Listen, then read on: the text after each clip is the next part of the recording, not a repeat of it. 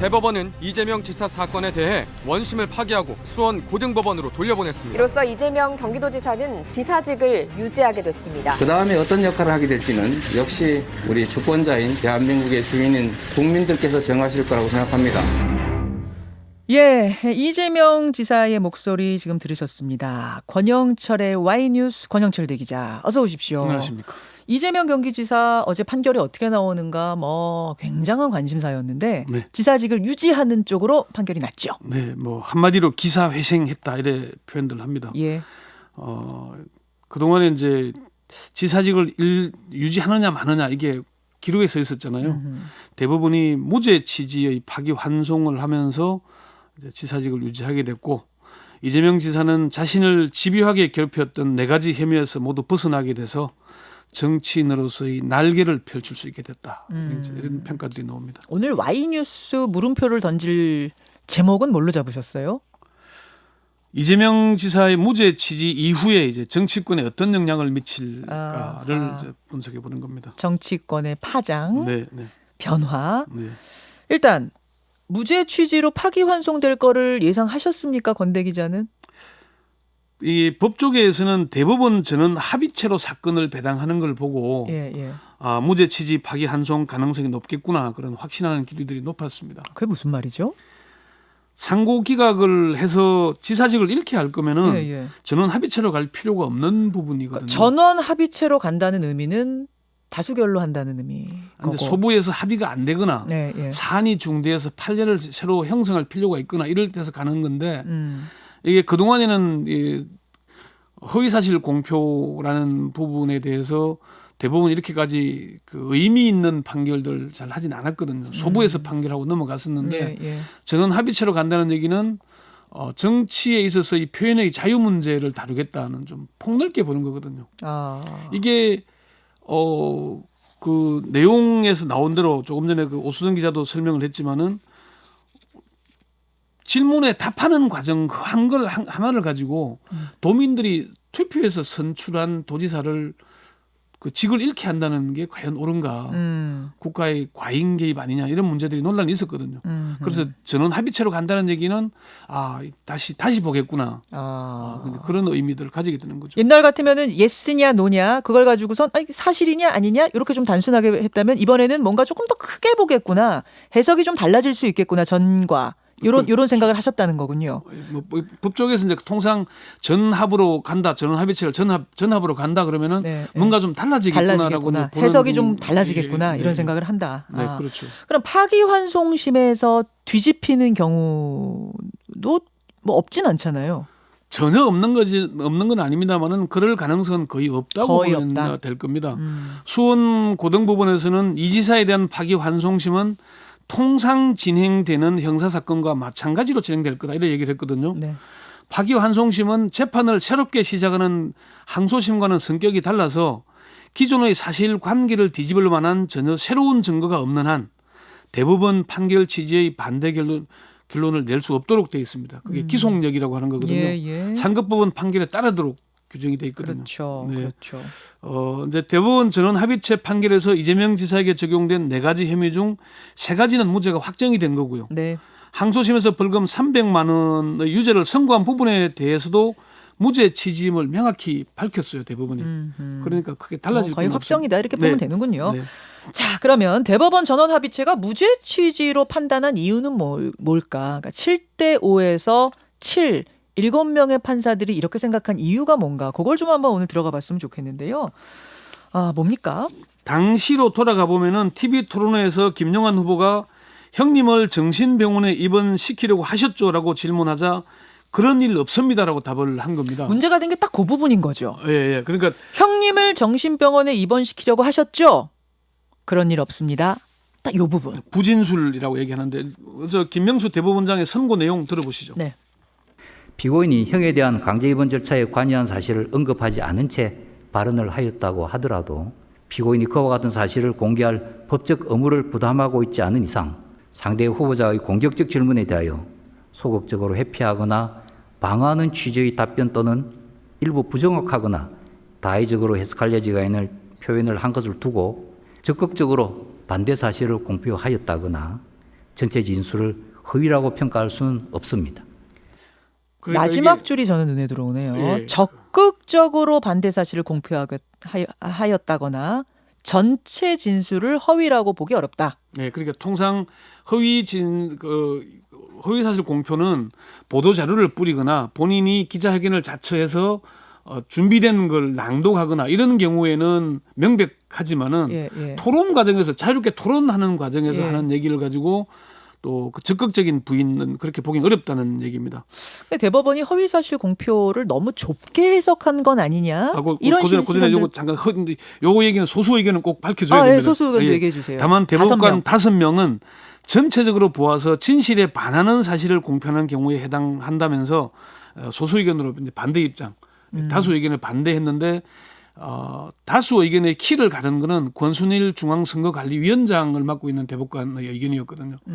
권순일 대법관이 어디로 가냐에 따라 달라졌는데 이제 그 점을 중시해 볼 필요가 있겠습니다. 왜 그분에 따라서 달라져요? 선거 업무를 맡는 권순일 그 대법관은 예. 중앙선관위원장이잖아요. 예, 예. 이전 정부에서 임명된 사람이기도 하고 성향이 보수 성향으로 예. 평가되는데도 이제 선거법 관련된 내용이다 보니까 다수 의견에 섰다는 점, 그 점이 이번에 이제 갈랐습니다. 거기가 키포인트였거든요. 예, 그렇습니다. 거기가. 네. 근데 대법원이 허위 사실 공표를 과거보다 너무 좁게 해석한 건 아니냐, 뭐 이런 시선들도 있던데 어떻게 보세요?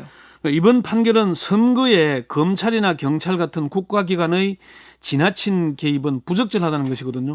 다시 김명수 대법원장의 선고 내용 들어보시죠.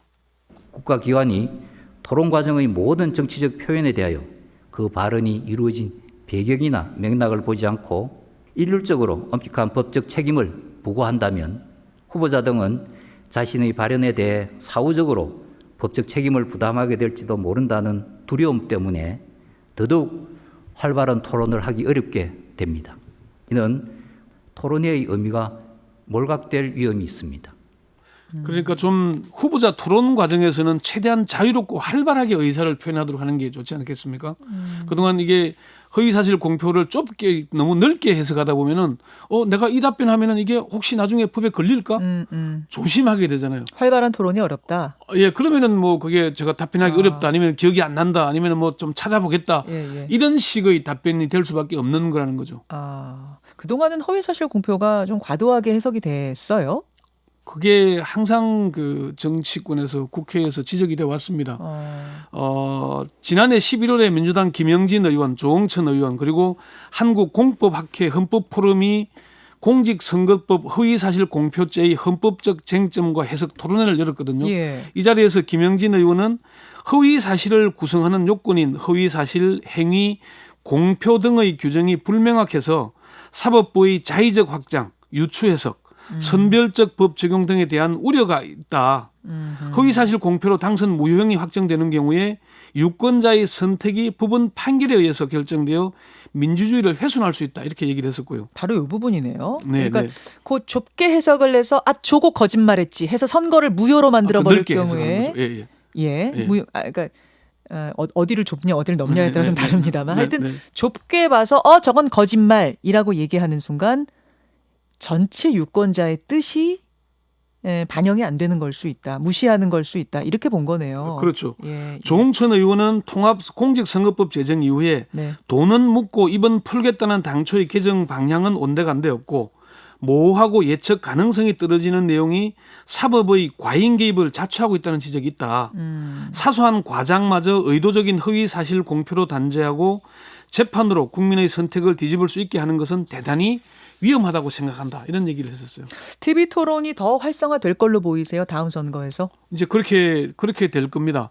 선거법 전문가인 황정근 변호사는 외국에서는 허위사실 공표죄로 처벌하는 사례가 거의 없다. 그래요? 예, 앞으로 토론이 활성화되고 처벌은 축소되는 경향이 나타나게 될 것으로 내다봤습니다. 근데 이게 또 부작용이 생기는 건 아니에요? 이게 마음 미국에는 놓고 또 왜 거짓말하고 이런. 미국의 후보가 토론하잖아요. 예. 그러면은 교수나 전문가들이 예. 저 사람이 거짓말을 몇 개 했고 이 사람 거짓말을 몇 개 했고 체크를 합니다. 그걸 알려줘요. 예. 선택하십시오. 거짓말 이렇게 했는데. 그게 공표되는 거죠. 그걸 법으로 재단하진 않는다. 그러니까 자유로운 토론과 유권자의 자유로운 판단에 맡기는 거죠. 선거라는 게 그렇게 돼야 되는 거잖아요. 국가기관이 개입해서 야 저건 거짓말이야, 저거는 조만큼 말했으니까 저거는 당선되면 안 돼. 이거는 유권자가 판단하는 게 아니라 국가기관이 판단하게 되는 모양이 되잖아요. 아, 토론을 막 활발하게 한 다음에 네. 권영철 후보 거짓말 3개, 김현정 후보 거짓말 2개 이렇게 했습니다. 이제 판단하십시오. 이런 식이 된다고요. 그렇게 된 거죠. 그리고 지금 공직선거법은 사실 누더기 법률로 불릴 정도로 자주 바뀌어져 왔습니다. 문제가 제기될 때마다 조문을 바꾸는 형식이거든요. 1994년에 통합선거법이 만들어졌는데 그동안에 75차례나 개정이 됐습니다. 예.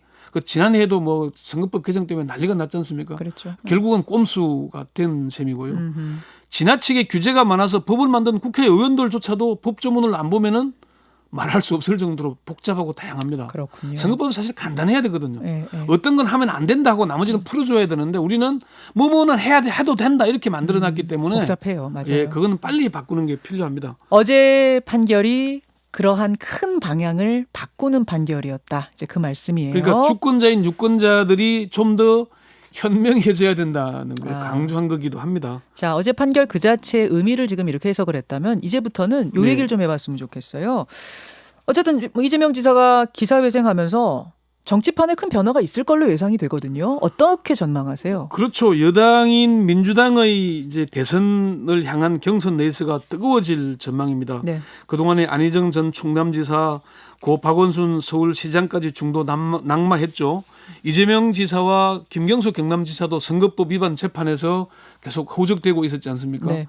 그래서 이낙연 전 총리 혼자 고군분투하는 모양새였는데 이제는 이재명 지사가 투톱 구도로 형성이 되지 않습니까?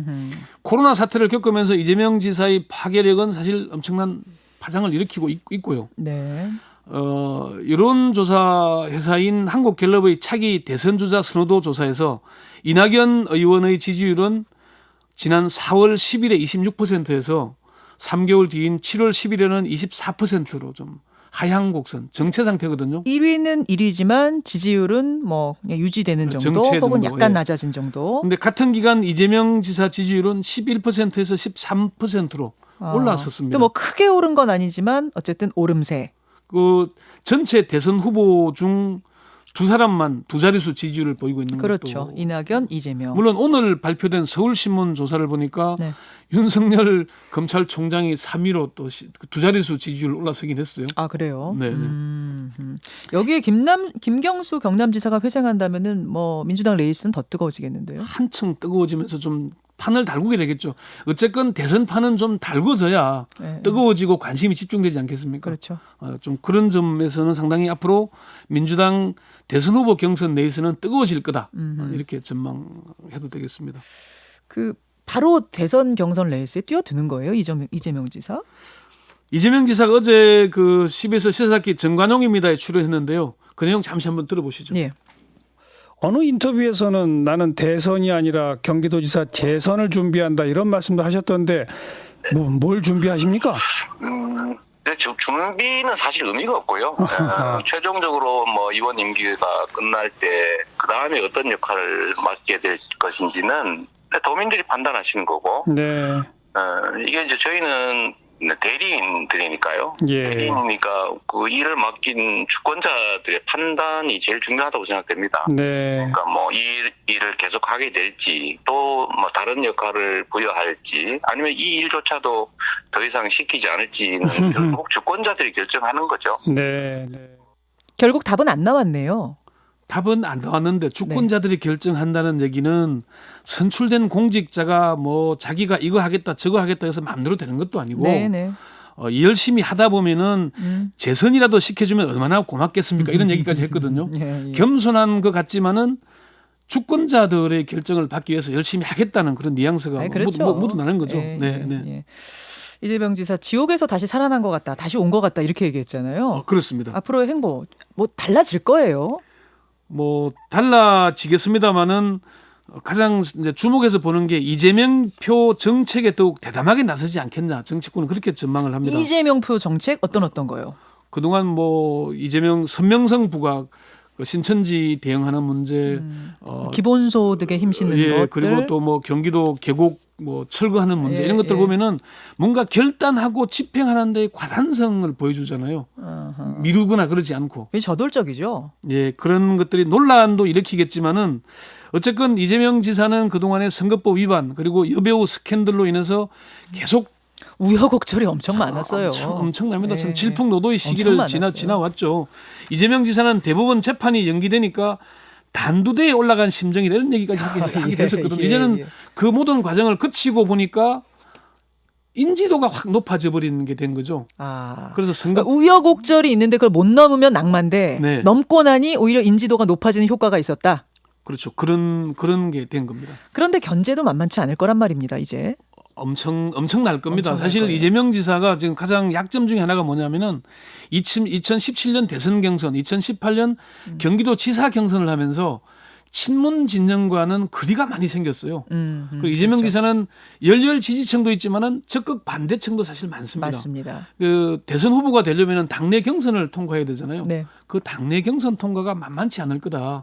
당내 조직도 없지 않습니까? 맞습니다. 그리고 국회의원 어제 외톨이라고 스스로 이렇게 표현했잖아요. 예. 나 외톨이다. 국회의원 경력도 없어요. 예. 이런 것들을 어떻게 극복해 나가느냐가 앞으로 관건이 될 거다 이렇게 봅니다. 여기까지 권영철 대기자 수고하셨습니다. 네.